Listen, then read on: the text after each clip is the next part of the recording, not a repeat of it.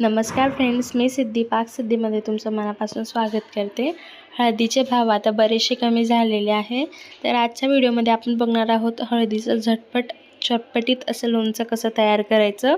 अगदी तुम्ही पहिल्यांदा बनवणार असणार तरीही परफेक्ट असं हे लोणचं तयार होणार आहे। त्यासाठी सगळ्यात आधी आपण 200 ग्राम आंबा हळद घेतलेली आहे, 150 ग्राम अद्रक घेतलेला आहे, 85 ग्राम मिरच्या घेतलेल्या आहेत, 5 मिरच्या आहेत त्या आणि 200 ग्राम साधी हळद घेतलेली आहे।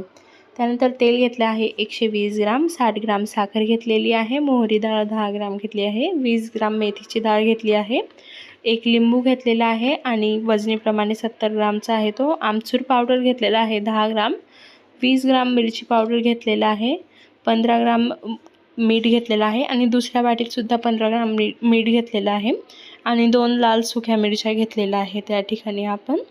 तर यांचे मी अशा पद्धतीने तुकडे करून घेतलेले आहे।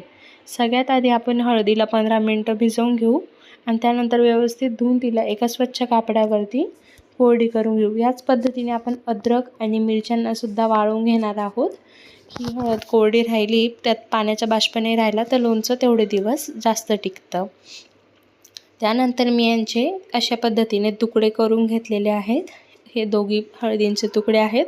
शक्यतो तुम्ही हळद, अद्रक आणि मिरचीचे तुकडे सारखेच करा, जेणेकरून मसाला व्यवस्थित लागतो आणि लोणच्याला चवसुद्धा येते। त्यानंतर आता एका बाउलमध्ये आपण हे सर्व जिन्नस मिक्स करून घेऊ आणि त्यामध्ये आपण घालू 15 ग्राम मीठ आणि लिंबूचा रस।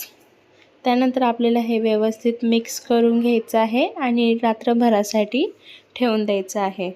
त्यानंतर आपण सेम रात्रीच आणखी एक प्रोसेस करणार आहोत, ती म्हणजे तेलाचा मसाला बनवण्याची लोणच्यामध्ये घालण्यासाठी। तर सगळ्यात आधी मी तेल कडकडीत गरम करून थोडंसं नॉर्मल करून घेतलेलं आहे। त्यामध्ये आपण मेथीची डाळ टाकणार आहोत, मोहरीची डाळ टाकणार आहोत, मिरची टाकणार आहोत, मीठ टाकणार आहोत, त्यानंतर आमचूर पावडर टाकलेला आहे मी आणि लाल तिखट टाकायचं आहे आणि याला मिक्स करून घ्यायचं आहे आणि 2 मिनिटांनंतर यामध्ये साखरेचं पावडर टाकून घ्यायचं आहे।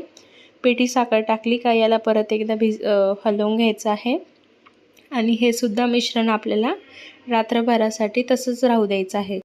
दुसऱ्या दिवशी हे मिश्रण खाली भांड्याला बसलेलं असतं, त्याला व्यवस्थित मिक्स करून घ्यायचं आणि त्यानंतर यामध्ये आपण हळद टाकून घेऊया।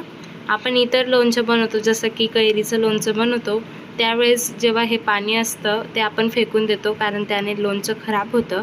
पण हळदीच्या बाबतीत तसं नसतं, म्हणून हळदीचं लोणच्यामध्ये आपण हे पाणी टाकून घेणार आहोत। याचमुळे आपल्या हळदीच्या लोणच्याला छान अशी चव येणार आहे। त्यानंतर आपण हे सर्व व्यवस्थित मिक्स करून घेऊ। या ठिकाणी एक टिप म्हणजे शक्यतो बरणी काचेची वापरायची लोणचं भरण्यासाठी आणि बरणी पूर्ण कोरडं आहे का नाही याची खात्री करून घ्यायची। कोरडी बरणी राहिली तर लोणचं पटकन खराब होत नाही आणि वर्षभर जसंच्या तसंच राहतं। तर अशा पद्धतीने आपण यामध्ये लोणचं भरून घेऊ। तर तुम्हाला आजची रेसिपी कशी वाटली मला नक्की सांगा आणि जर रेसिपी आवडली असेल तर व्हिडिओला लाईक, शेअर आणि सबस्क्राईब करायला विसरू नका। थँक्यू।